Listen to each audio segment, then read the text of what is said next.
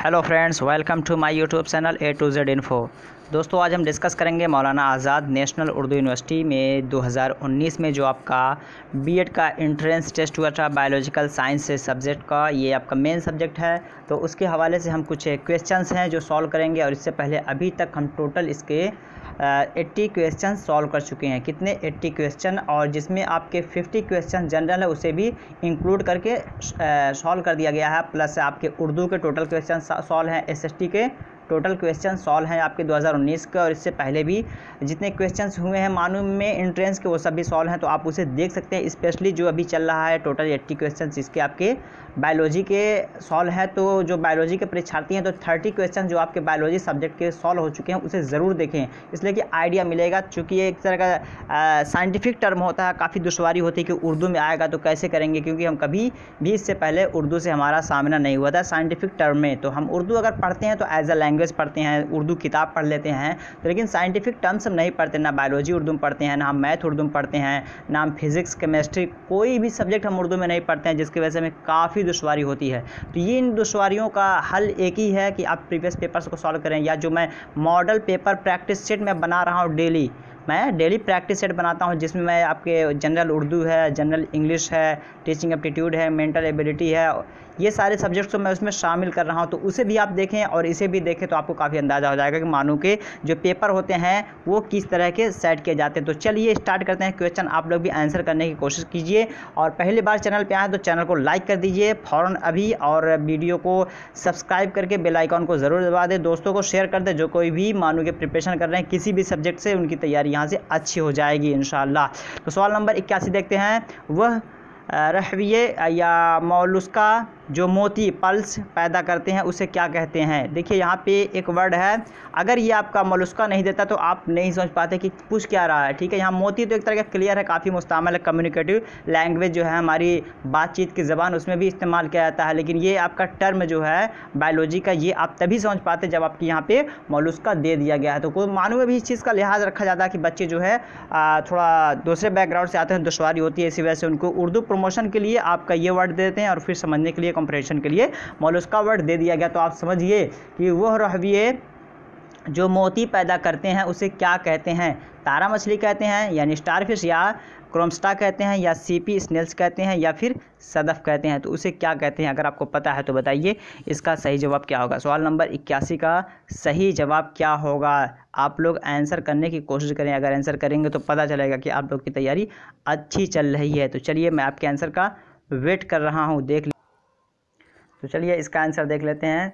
Question number 81 का जो right answer होगा वो आपका हो जाएगा बिल्कुल जो आयस्टर है, सदफ है, जिसको मोती के माने में भी लेते हैं, तो ये बिल्कुल इसका सही ऑप्शन हो जाएगा, यानी option D is the correct answer of this question. तो सदफ आयस्टर जो है इसका सही जवाब हो जाएगा। ठीक है, ये एक तरह का कह सकते हो स्नेल जो होता है उसे हम बोलते हैं घोंघा बोलते हैं। ठीक है, घोंघा से ये मतलब उसका नहीं होता है। ये जो आपका मोती जो बनता है इस तरह का, उसका कुछ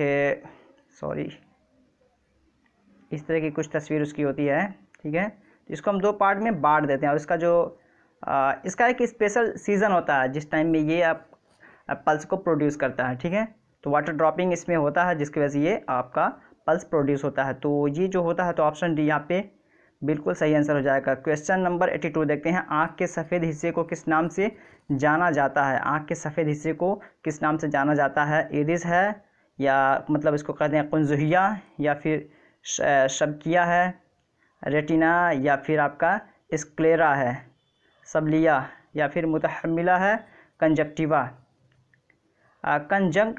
ठीक है, तो इसका सही ऑप्शन क्या होगा? क्योंकि आपका जो ये आँख की पुतली है, ठीक है, इसके अंदर भी कुछ पोर्शंस होते हैं, और ये आँख का जो आपका होता है, तो ये आपके पार्ट्स में बढ़ जाते हैं। ये अलग नाम है, इसका अलग नाम, इसका अलग नाम है। तो इसमें जो वाइट पोर्शन है आँख के सफ़ेद हिस्से को किस नाम से जाना जाता है? 82 का सही आंसर क्या होगा? 82 का सही आंसर जो होगा वो आपका हो जाएगा सबलिया, यानी स्क्लेरा। स्क्लेरा को आँख के सफ़ेद हिस्से को हम स्क्लेरा कहते हैं, और साइंटिफिक नेम है। ठीक है, तो ऑप्शन सी जो है यहाँ पे बिल्कुल सही हो जाएगा। 83 नंबर देखते हैं। 83 में कहा जा रहा है कि केंचुआ अर्थवर्म किस आयला यानी फाइलम से है, किस आयला मतलब किस कह सकते हैं कि उसे किस ख़ानदान से हम या किस टाइप के उसे इंसेक्ट्स हम मानते हैं। जिस तरह आप क्रिएशन है तो क्रिएशन में बहुत सारे हैं, एनिमल भी एक क्रिएशन है, इंसान भी क्रिएशन है, ठीक है, और आपके प्लांट्स भी उसको क्रिएशन कह सकते हो। तो डिफरेंट टाइप्स के क्रिएशंस होते हैं, तो उन्हें हम अर्थवर्म को किस क्रिएशन से हम मानते हैं। आपके ऑप्शंस यहाँ पे दिए गए हैं। ए में कहा जा रहा है एनीलेडा है, 2 में है आर्थ्रोपोडा है, 3 में है अकाइनोडर्मीना है, और सी में और डी में कहा जा रहा है सिलेंट्राना है। तो क्या होगा 83 का सही जवाब। तो 83 का सही जवाब अगर देखेंगे तो आपका जो हो जाएगा वो ऑप्शन 1 जो है बिल्कुल सही हो जाएगा, एनीलेडा, ठीक है। अर्थवर्म जो होते हैं वो मिट्टी से पैदा होते हैं, किससे, अर्थवर्म इज क्रिएटेड और प्रोड्यूस्ड बाय सॉइल, ठीक है। तो इनका जो पैदावार है मिट्टी से है। तो बारिश जब होती है तो ये खुद ब खुद अंदर जो मिट्टी है, कुछ स्पेशल टाइप्स की मिट्टी होती है जहाँ से ये लोग खुद ब खुद अर्थवर्म की शक्ल अख्तियार कर लेते हैं, उसके फिगर में ये कन्वर्ट हो जाते हैं। तो ऑप्शन इसका जो सही होगा 83 का वो ऑप्शन 1 बिल्कुल सही हो जाएगा। 84 नंबर देखते हैं। 84 में कहा जा रहा है कि रेडुला पाया जाता है। रेडुला कहाँ पाया जाता है, सीपी, मच्छर, मेंढक या केंचुआ। सीपी आपको वही स्नेल बोलते हैं, मच्छर को मॉस्किटो बोलते हैं, मेंढक को फ्रॉग बोलते हैं और केंचुआ को अर्थवर्म। तो 84 का सही जवाब क्या होगा। 84 का सही जवाब जो होगा वो आपका बिल्कुल ऑप्शन 1, जिसको हम स्नेल बोलते हैं। क्या बोलते हैं, स्नेल, ठीक है। तो स्नेल जो है इसमें आपका रेडुला पाया जाता है। तो ऑप्शन इसका 1 जो है बिल्कुल सही हो जाएगा। 85 नंबर देखते हैं। जिस जानदार में रीढ़ की हड्डी और ढांचा होता है उसे क्या कहते हैं। यानी रीढ़ की हड्डी कहते हैं बैकबोन, ठीक है, और स्केलेटन मतलब होता है जिस तरह आदमी अगर डेड कर जाता है, ठीक है, डेड करने के बाद अगर उसे हम दफन कर देते हैं तो उसका जितना भी फ्लेश होता है वो गल जाता है, लेकिन वो जो बचता है उसमें वो स्केलेटन का अंदाज़ा हम लगा सकते हैं कि मुर्दा जो दफन होता है और उसको अगर हम 1-2 महीने बाद उसकी खुदाई करें तो उसका जो बॉडी फ्लेश है वो कन्वर्टेड इनटू सॉइल हो जाता है, लेकिन जो बोन्स होते हैं वो कन्वर्टेड इनटू सॉइल इजीली नहीं होते हैं। तो वो एक तरह का एक ढांचे के तौर पे वहाँ पड़ा रहता है कि अगर देखें तो दिखता है पूरा कि सर से पैर तक की जितनी हड्डियाँ हैं, तो एक तरह का ढांचा बन जाता है, खाका बन जाता है, उसे हम बोलते हैं स्केलेटन, ठीक है। तो वो जिस जानदार में रीढ़ की हड्डी और ढांचा होता है उसे क्या कहते हैं, नीमाटोडा है ऑप्शन में आपके। नंबर बी में है आपका जो ऑप्शन, उसमें है अनोर्टेब्रेटा है, सी में है वर्टेब्रेटा है और डी में है कार्डेटा है। तो क्या होगा इसका सही ऑप्शन। 85 का सही जवाब क्या होगा। 85 का सही जवाब होगा वर्टेब्रेटा, यानी option c is the correct answer of this question. तो ये सी बिल्कुल इसका सही जवाब हो जाएगा। 86 नंबर देखते हैं। जिस जानदारों के 5 आलिमों दर्जाबंदी किसने पेश किया था। 5 किंगडम क्लासिफिकेशन। 5 किंगडम क्लासिफिकेशन ये एक तरह का जानवरों का क्लासिफिकेशन है, ठीक है, जानवरों का दर्जाबंदी है। तो ये कह सकते हैं कि ये एक तरह का किसने इसको रिसर्च किया था या किसने डिस्कवर किया था इस चीज़ को। 86 का सही क्या होगा। ऑप्शंस आपके यहाँ दिए हैं, डार्विन है, थॉम्स, व्हाटिकर है या कार्वेल्स लेंस है या हैकल। तो क्या होगा, किसने 5 किंगडम क्लासिफिकेशन, ठीक है, 5 किंगडम क्लासिफिकेशन किसने डिस्कवर किया था या किसने पेश किया था, आपको बताना है। अगर आपको इसका आंसर पता है तो आंसर कीजिए। तो चलिए देख लेते हैं इसका सही आंसर क्या है। तो 86 का जो करेक्ट आंसर होगा वो हो जाएगा हैकल, यानी ऑप्शन डी। ऑप्शन डी इसका बिल्कुल सही जवाब हो जाएगा। और कब इसने डिस्कवर किया था, 1969, ठीक है, 1969। तो 1969। और कभी कभी इसी सवाल को ऐसे घुमा के पूछ लिया जाएगा कि हैकल ने 5 किंगडम क्लासिफिकेशन को किस सन में डिस्कवर किया था, पता किया था। तो इसी वजह से कभी कभी होता है कि इस तरह के दोनों सवाल मिल जाएंगे डायरेक्टली। पहले आपको दे देगा कि हैकल ने 5 किंगडम क्लासिफिकेशन यानी 5 आलिमों की दर्जाबंदी को कब पेश किया था। तो अगर आपको वहाँ पे क्वेश्चन दिए हुए है 1969 तो वहाँ पे आंसर हो जाएगा। तो इस तरह भी बन सकता है। और फिर इसको ये भी दे देगा कि 5 किंगडम क्लासिफिकेशन को किसने पेश किया। तो इसी वजह से कहा जाता है कि कभी कभी अगर आप एग्ज़ाम देने जा रहे हैं तो एक मरतबा अगर अपनी नज़र को आप क्वेश्चन पेपर पे दौड़ा ले तो जो रिपीटेड क्वेश्चंस होते हैं या नियर अबाउट क्वेश्चंस होते हैं, मिलता जुलता आंसर होता है, तो क्वेश्चन से आंसर निकल जाता है और 1-2 नंबर आपको ऐसे ही आसानी से मिल जाते हैं सिर्फ थोड़ा समय देने से। तो ये भी कभी कभी करना चाहिए, थोड़ा सा रिस्की होता है कि टाइम कंज्यूम हो जाता है, लेकिन कभी कभी इसके नंबर्स आपको मिल जाते हैं। तो यहाँ पे डी जो है बिल्कुल इसका सही जवाब हो जाएगा। 87 नंबर देखते हैं। 87 में कहा जा रहा है ऐसा अमल जिसमें पानी के सालिमे खुलिया से खारिज होते हैं क्या कहलाता है? ऐसा अमल जिसमें पानी के सालिमे कहते हैं मॉलिक्यूल, ठीक है, मॉलिक्यूल, ऐसा अमल कहते हैं, एक्शन कह सकते हैं, रिएक्शन जिसमें सालिमों का ऐसा अमल जिसमें पानी के सालिमे खुलिये से खारिज होते हैं क्या कहलाते हैं?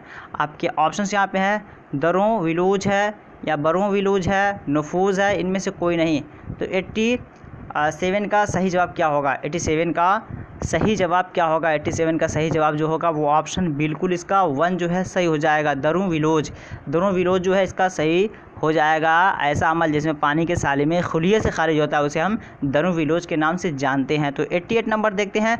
ऐसा अमल जिसमें सालिमों का कम इर्तिकाज़ से आला इर्तिकाज़ के इलाके में किसी वास्ते हरकत करते हैं, यानी एक तरह का किसी मतलब एक कोई कौन सा ऐसा अमल है जिसमें कि मॉलिक्यूल कम क्वांटिटी में या कम मिकदार में एक जगह से दूसरी जगह जाते हैं, उसकी मतलब मोटिव करके, हरकत करके। तो ये अमल क्या कहलाता है? अमल विलोज है, मुहल्लिल है, तहलील है, नफूज है। तो क्या होगा 88 का? क्या होगा 88 का जो यहाँ पे सही होगा वो ऑप्शन डी हो जाएगा। नफूज कहते हैं कि किसी चीज़ को इम्प्लीमेंट करना, अमल में लाना, कह सकते हैं कि जारी के माने में भी कभी कभी ले लिया जाता है, इसको लागू करना। तो यहाँ पे जो डी है ये इसका सही जवाब हो जाएगा। 89 नंबर देखते हैं। ये सेकंड लास्ट होगा आज का, इसलिए हम 10 क्वेश्चंस करेंगे और ज़रूर बताइएगा कि आउट ऑफ 10 आपके कितने सही हो रहे हैं। उसके बाद फिर नेक्स्ट पार्ट जब लेकर आएंगे उसमें हम टोटल 100 कर देंगे, तो बायोलॉजिकल साइंस के सारे क्वेश्चंस यहाँ पे कवर हो जाएंगे। तो वो लोग ज़रूर देखें जो बायोलॉजिकल साइंस के हैं, और जनरल क्वेश्चन सभी लोग देख सकते हैं जो भी मानू के प्रिपरेशन कर रहे हैं, बीएड के, इवन के डीएलएड के भी बच्चे देख सकते हैं। डीएलएड वालों के साथ ये सारे क्वेश्चन पूछे जाते हैं। तो 89 का जो आपका पूछा जा रहा है, लाल खून के खुलियात यानी आरबीसी रेड ब्लड सेल्स को दूसरे किस नाम से मौसूम किया जाता है? ठीक है, खुलिया कहते हैं सेल को, और सेल को हिंदी में कहते हैं कोशिका। रेड ब्लड सेल यानी जो आपका लाल खून का जो कोशिका है, ठीक है, उसे और किस नाम से जाना जाता है? मौसूम करना किसी चीज़ को जानना या पुकारना, मौसूम करना किसी चीज़ को पुकारने के माने में लिया जाता है। ऑप्शन यहाँ पे दिए गए हैं, एरिथ्रोसाइटिस, ल्यूकोसाइटिस, थ्रोम्बोसाइटिस, या फिर डी में कहा जा रहा है लिम्फोसाइट्स। तो क्या होगा इसका सही जवाब? 89 का सही जवाब क्या होगा? 89 का सही जवाब ऑप्शन 1 बिल्कुल इसका सही हो जाएगा। ठीक है, एरिथ्रोसाइट्स जो है ये इसका बिल्कुल सही हो जाएगा, यानी आरबीसी को हम एरिथ्रोसाइट्स के नाम से जानते हैं। तो ये एक तरह का साइंटिफिक नेम है, बोला नहीं जाता। आरबीसी जो है मतलब आम लोग भी समझते हैं, थोड़ी बहुत इंग्लिश जानने वाले भी समझते हैं, लेकिन ये जो टर्म है काफ़ी कम्युनिकेटिव नहीं है। ये एक तरह का कह सकते हैं कि साइंटिफिक है, जो कि किताबों ही तक महदूद है। या अमल एक्सपेरिमेंट लेबोरेटरी ही में सारे वर्ड्स इस्तेमाल होते हैं। तो ये आपको समझना है, चूँकि आपको इसी पे काम करना है तो वर्ड्स को आपको समझते हुए चलना। 90 नंबर देखते हैं। चर्बी, फैट का मजमुआ कहाँ होता है? जो चर्बी होता है हमारे अंदर, फैट होता है, उसका मजमुआ, कलेक्शन जिसे कहते हैं, ठीक है, कलेक्शन, जमाव, जमघट कहाँ पे होता है? फाइब्रोप्लास्ट में, या एडिबोसाइट्स में, या फिर खून की वरीदों में, या गैलियाल खुलिया में। तो कहाँ पे होता है इसका कलेक्शन? तो 90 का सही जवाब जो हो जाएगा वो आपका हो जाएगा option b. Option b is the correct answer of this question. तो यहाँ पे एडिबोसाइट्स में आपका जो चर्बी है वो जमा होता है, कलेक्ट होता है। ठीक है, एकत्रित होना, मजमुआ को बोलते हैं एकत्रित होना। ठीक है, जमा होना, एकत्रित होना, और कलेक्शन बोलते हैं इंग्लिश में, और उर्दू में इसी को मजमुआ बोलते हैं। ठीक है, तो ये कुछ 10 क्वेश्चन थे जो आपके टोटल अब 90 क्वेश्चंस हो गए हैं आपके बायोलॉजिकल साइंस के। अगर नहीं देखे हैं तो आप देख लीजिए, +10 लेके आएंगे तो आपके ये 100 हो जाएंगे। तो नेक्स्ट वीडियो का वेट करें, इंशाल्लाह वो भी जल्द ही आ जाएगा। तो पहली बार चैनल पे आए हैं, चैनल अच्छा लग रहा है, मानो कि प्रिपरेशन कर रहे हैं, परीक्षार्थी हैं, तो चैनल को सब्सक्राइब कर लीजिए, दोस्तों को शेयर कर दीजिए, और आप मुझे ब्लॉगर पे भी फॉलो कर सकते हैं, वहाँ भी मैं आर्टिकल्स या फिर मानू से रिलेटेड जो मैं प्रैक्टिस सेट बनाता हूँ, मॉडल पेपर बनाता हूँ, वहाँ मैं डाल देता हूँ। आपको डिस्क्रिप्शन बॉक्स में मिल जाएगा मेरे ब्लॉगर का लिंक, या आप वैसे भी देख सकते हैं A2Z Info 124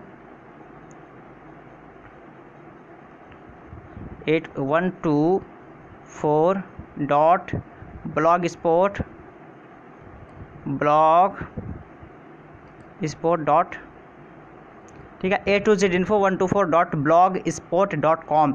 आप गूगल पे भी जाके आप सर्च कर सकते हैं, डायरेक्टली आपको मिल जाएगा डिस्क्रिप्शन बॉक्स में ऊपर ही, वहाँ से भी आप जाके आप प्रीवियस जो मैं मॉडल पेपर बना दिया हूँ उसे भी पढ़ सकते हैं और दीगर आर्टिकल्स को भी पढ़ सकते हैं। तो अपनी राय ज़रूर दें, और चलिए इजाज़त दीजिए, फिर मिलते हैं नेक्स्ट वीडियो में इसी के फाइनल साथ। फिर उसके बाद दूसरे सब्जेक्ट्स के भी वीडियोस हम लाएंगे, जिस तरह आपके मैथ्स के हो गए हैं फिर या फिज़िकल साइंस के। तो हम कोशिश करेंगे कि जितने भी प्रीवियस क्वेश्चंस हो चुके हैं उनको सॉल्व करें ताकि आपको आसानी हो। लेकिन आप फर्दर मेरे जो प्रैक्टिस सेट बना रहा हूँ मैं उसे देखिए, और मैं एनालिसिस करके बना रहा हूँ और वो आपके लिए फ़ायदेमंद होगा। चलिए फिर मिलते हैं नेक्स्ट वीडियो में, तब तक के लिए have a nice day, have a good day, that's all, thank you, bye, खुदा हाफिज़।